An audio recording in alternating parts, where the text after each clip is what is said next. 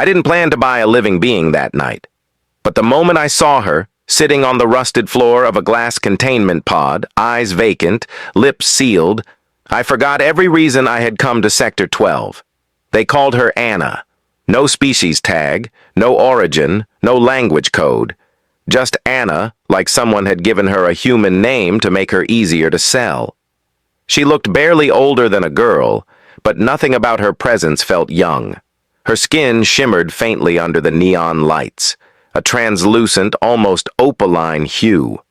The trader claimed she hadn't spoken since capture, claimed she wasn't dangerous, just mute, just strange. I stood in front of her pod for too long enough for the trader to notice. "Credits or curiosity?" he asked, chewing on something synthetic. "She doesn't do tricks, no memory, doesn't eat much. Some folks say she's defective." "I'm not here to buy," I replied, but my voice betrayed me. It trembled slightly, as if I was lying to myself. He grinned. "Then you're wasting your breath. Everyone who says that leaves with something chained." That part turned out to be true. I didn't understand why I bid, why I offered twice the asking price without blinking, why I signed the transfer chip with my full name and thumbprint. But once the trade was done, she was mine. Or maybe I was hers. I hadn't decided. I called for transport. We rode in silence. I tried to speak to her once, asked if she was comfortable. She didn't look at me, didn't nod, didn't frown, just stared at the walls as if they didn't exist. Back at my outpost, I had her scanned. No embedded weapons, no known pathogen signatures, no trackers. She was clean, but unreadable. The neural translator implant couldn't interface with her. That only deepened the mystery. I gave her my spare quarters and stood outside the door that night for an hour, watching the feed on a silent screen. She didn't sleep. She just sat, watching the ceiling. By the third day, I stopped trying to talk. There was no use. But on the fourth night, she stood in my doorway, barefoot, quiet, eyes locked on mine like beams of frostlight. "Anna?" I said cautiously. She took one step forward, then another. She raised her hand slowly, finger trembling, and pointed not at me, but behind me, toward the window, toward the stars. And then it happened. Her lips moved. The sound that followed wasn't mechanical. It wasn't translated. It was her voice, soft, ancient, and laced with something that made my pulse freeze. "They're coming," she whispered, "and I was sent to warn you." My breath caught. "Who's coming?" I asked, my voice sharp, heart hammering. "Who sent you?" But she didn't answer. She just stood there, staring past me as if she was looking through time. Something had shifted in that moment, like a gear locking into place in a machine older than this world. She had spoken, and the universe, I felt, would never be the same again. I didn't sleep after she spoke. I couldn't. My mind kept replaying her words, the exact tone of her voice, the way her eyes locked onto the stars like they held more truth than any sensor array ever could. "They're coming." What did she mean? Who was coming? And why had she been sent to warn someone like me, a field scientist stationed on a backwater research colony? The next morning, I found her standing in the hydro lab, unmoving, her fingers tracing the condensation on the glass dome that shielded us from the void. "Anna," I said gently, "can you tell me more?" She didn't respond, not with words. But she tilted her head, studying the horizon where a binary sun cut sharp lines across the asteroid belts. That look she gave, it wasn't fear. It was familiarity, like she'd seen the end of things before. I initiated a full data sweep, logging every satellite feed, combing every unusual electromagnetic signature near our system. Nothing showed. Nothing except a low-frequency hum that started pulsing just after she spoke. It wasn't natural. It wasn't background radiation. It was a signal, and it was getting stronger. I called Central Command. reported an unidentified signal increase, mentioned a potential risk, withheld her name. They brushed me off, told me to recalibrate, said maybe I was overworked. I didn't argue. I just cut the line and turned back to Anna, who hadn't moved in hours. That night she came to my quarters again. No knock, just silent entry, like a ghost woven from light. She stood by my desk, fingers brushing over the holograms of constellations I'd left flickering. "What did you mean when you said they're coming?" I asked. She didn't blink, but then she whispered, "They know you saw me." My blood ran cold. "Who are they?" I pressed, stepping toward her. "Where are they now?" "Closer," she replied. "They move like shadows between signals.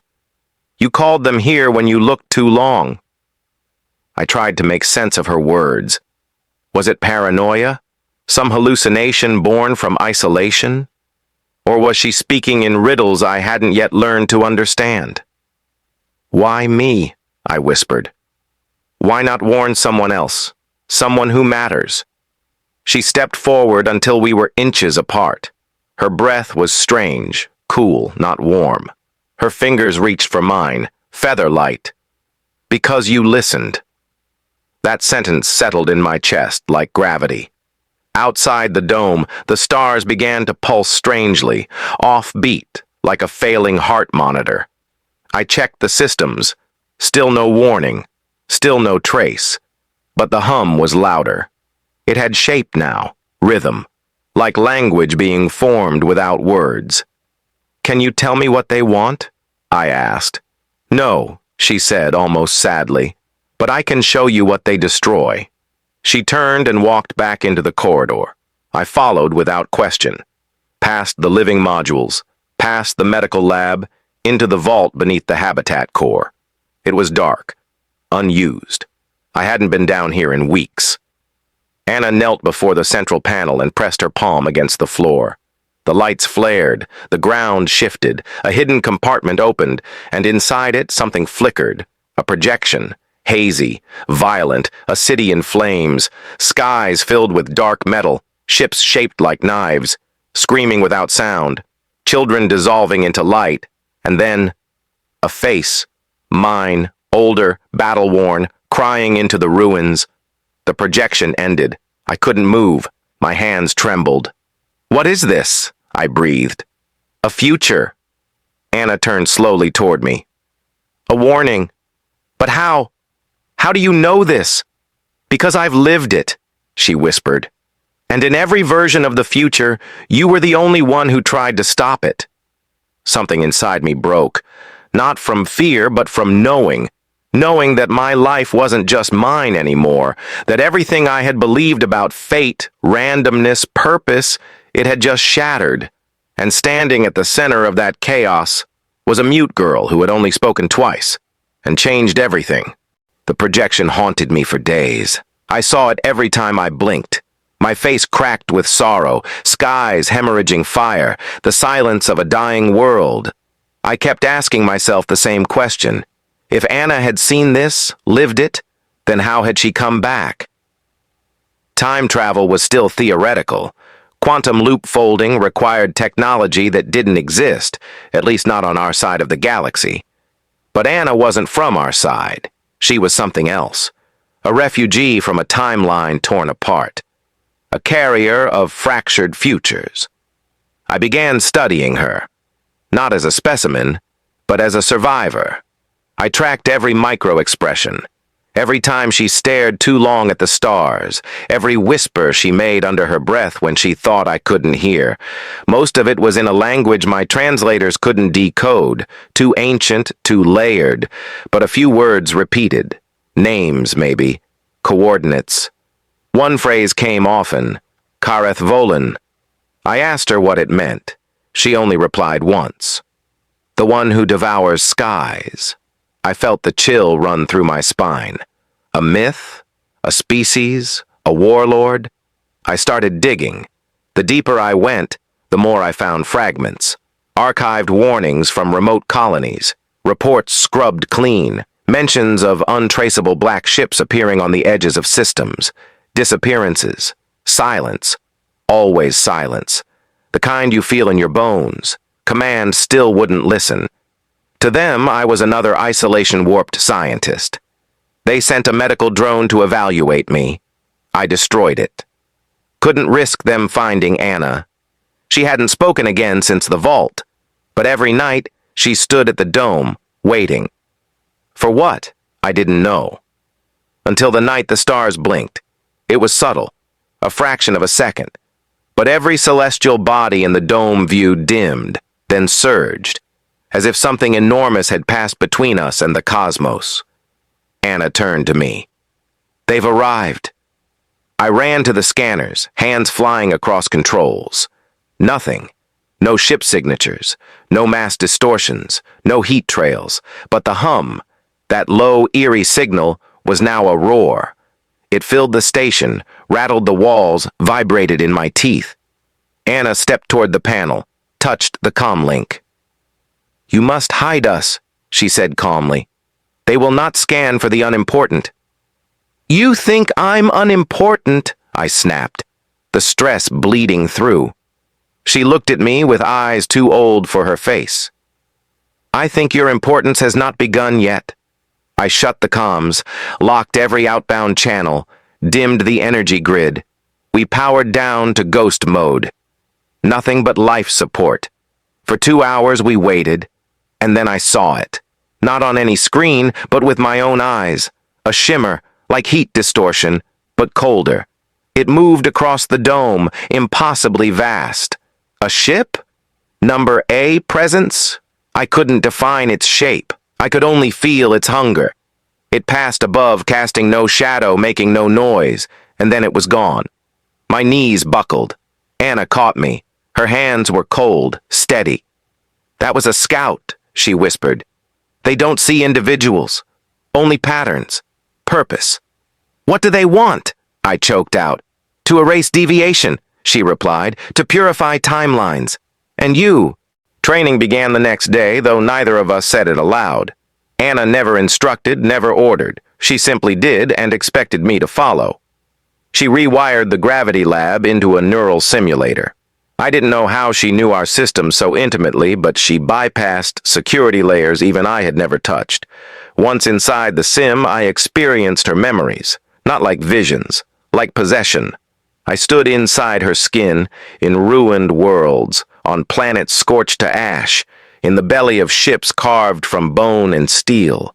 I saw children without names, caught in endless loops of servitude. I watched the sky blacken under things that weren't ships but manifestations of will, ancient entities shaped by forgotten laws. And always, always, I saw the same face fighting against them. Mine, but changed, hardened, wearing armor I didn't own and wielding weapons I couldn't name. In one vision, I faced the one Anna called Kareth Volun. I didn't see its true form, only eyes, dozens of them, each showing a different version of me, dying, failing, breaking. When I ripped the headset off, I vomited. My hands shook for an hour. Anna said nothing. She just handed me water and waited. That night, I couldn't sleep. The stars outside the dome were unchanged, but I knew better now. They weren't still, they were watching. I turned to Anna, who sat cross-legged on the floor, eyes closed. "Why show me all that?" I asked. She opened her eyes slowly. "So you'll stop hesitating when the moment comes." "What moment?" "The one that writes the future." Days blurred. We prepared in silence. I rewired defense grids, coded false transponders, rigged the backup cores to implode if compromised. Anna modified my weapon cache with alloys I couldn't identify, materials that hummed when touched and bent light unnaturally. She showed me how to hold them, how to breathe around them, not like tools, but like extensions of my intent. I wasn't just learning tactics, I was evolving. I began dreaming of voices calling my name from collapsed dimensions. I began hearing whispers in the hum of the reactor. Sometimes I caught myself speaking back. Then, on the 13th day, it happened. The sky split. Not in metaphor, literally. The stars tore open like paper, revealing a chasm beyond light. And from it descended a structure, a vessel perhaps, but so massive it broke orbital gravity without igniting a single alarm. We were beneath it before the system knew. The dome trembled, glass cracked. Anna stood calmly, as if she had been waiting for this her whole life. "You must leave," I said, trying to pull her toward the escape tunnel. "We don't fight this, we run." She didn't budge. "There is no escape from pattern." "What the hell does that mean?" "It means you are the break in their design. They will come for you first." I pulled my weapon, aimed it at the ceiling like I could shoot the sky itself. "Let them." Anna stepped forward and placed her hand on my chest. Her voice softened. "You are not ready yet. I've trained. I've seen your visions. What more is there?" Her hand moved to my temple. "Trust." And then everything went white. Not black, white. I was floating, outside myself, inside everything. A sea of stars pulsed through my veins. I saw all timelines split and converge, 1,000 deaths, 1,000 rebirths. I saw Anna, not as a girl, but as something timeless, something sent to guide, not to fight. And I saw myself at the center of it all, a fulcrum, the fracture that could change everything. When I opened my eyes, she was gone, not vanished, removed, erased from the dome, from the station logs, from the very air. Only the hum remained, and a single line carved into my desk in alien script. One word translated, "Begin." I didn't cry. There was no time. The moment I woke, the dome was different. The air had weight, like a storm hanging in the lungs. My hands moved without conscious thought, suiting up, arming, sealing off escape routes. Anna was gone, but she'd left a path. That single word, "begin," burned into the metal was more than a message. It was a command. My station's systems had all reset, every security measure wiped except the emergency neural core. She'd buried something there. I linked in and found a file nested deep beneath the layers of junk code, something I didn't place, something alive. A data construct with her voice encoded inside. "Grace," it said, "this is the last timeline where you hesitate. Don't waste it." Her voice shattered me and rebuilt me at once. Beneath her message was a sequence, a frequency I'd never seen before, precise, beautiful, volatile. It was a weapon, not against metal, but against the signal that fed the devourers. Anna hadn't just vanished. She'd injected herself into the frequency that called them, rewritten it like a virus rewriting its host. She had become the message. My job was to send it. I powered up the external beacon. Every protocol screamed against me. Warnings flared, fail-safes kicked in. I bypassed them all. My hands were steady. My heartbeat wasn't. I aimed the beacon at the tear in the sky where the monolithic structure still hovered like a god's judgment. Then I pressed transmit. The response was immediate. The air imploded, not exploded, imploded, as if space itself inhaled too sharply. My ears bled, the station buckled. And then I saw them, dropping from the ship like obsidian rain, creatures without form, their presence more felt than seen. The first hit the dome, the second pierced the walls, the third emerged from my shadow. I fired, not to kill. You can't kill what was never born. But the modified rounds disrupted their cohesion. They shrieked without mouths, flailed without limbs. I moved like Anna taught me, precise, unafraid. My body remembered what my soul had not yet learned. I was no longer just Grace. I was the convergence. I was the fracture. I ran to the core, pulling them with me. Every corridor became a battlefield. Each second stretched into infinity. One creature cornered me near the gravity shaft. It reached into my thoughts, tried to replace them with emptiness. But something stopped it. Her voice, echoing in my skull like a shield. "You are the only constant." I screamed and slammed the disruptor core into the shaft. It detonated, dragging the thing into the void. I fell to my knees. Breathing was glass. Movement. War. But I kept going. By the time I reached the neural server, the station was nearly gone. Fires in the oxygen lines, cracks in the dome. I locked myself into the main chamber, set the countdown, 30 seconds. I uploaded the frequency into the planetary relay, Anna's last gift. And then, I waited. The creatures howled outside the sealed door. The sky turned red. The countdown ticked. I thought of her, of the first time she looked at me. Not like a rescuer, not like a master, like an answer. 10 seconds, 9, 8. A pulse surged from the beacon. Not light, not sound, meaning. The creatures froze, vibrated, shattered into fragments of thought. The ship above twitched, glitched, cracked down the center like a broken shell. And then everything was still. The dome held. The relay burned out. Silence returned. I collapsed against the cold metal wall, unsure if I had won or simply delayed the inevitable. But then the console lit up. One message. No sender, no signature. Just 4 words. You began the shift. The message pulsed on the screen for hours. You began the shift. I read it over and over, waiting for more, for answers, for Anna's voice, but nothing followed. Outside, the sky had calmed. The ship, or whatever it was, no longer hovered above. It had vanished without a sound, without a trace, like it had never existed. But the damage remained. My station was fractured, power failing, oxygen low. I patched what I could, rerouted what was left. I had no illusions. I wasn't going to be rescued. No one believed me before. They wouldn't now. But I wasn't waiting to be saved. I was waiting for her.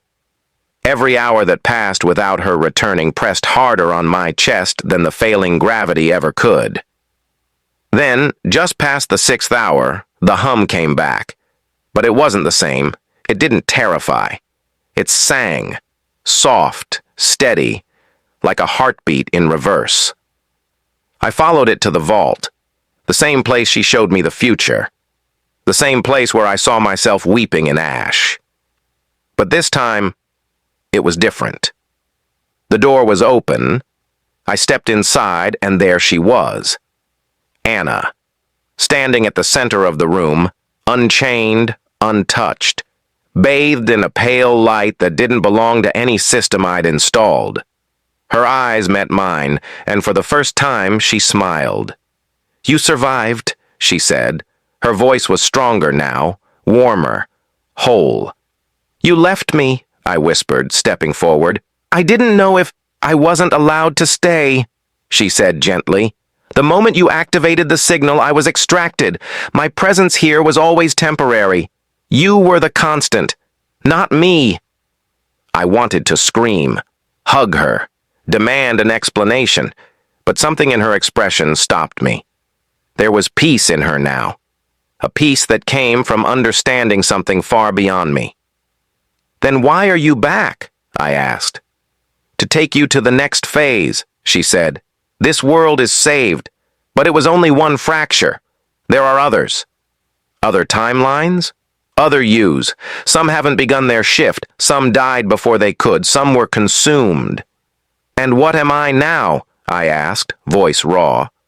"A pattern breaker," she said. "A traveler, a guide, just like I was."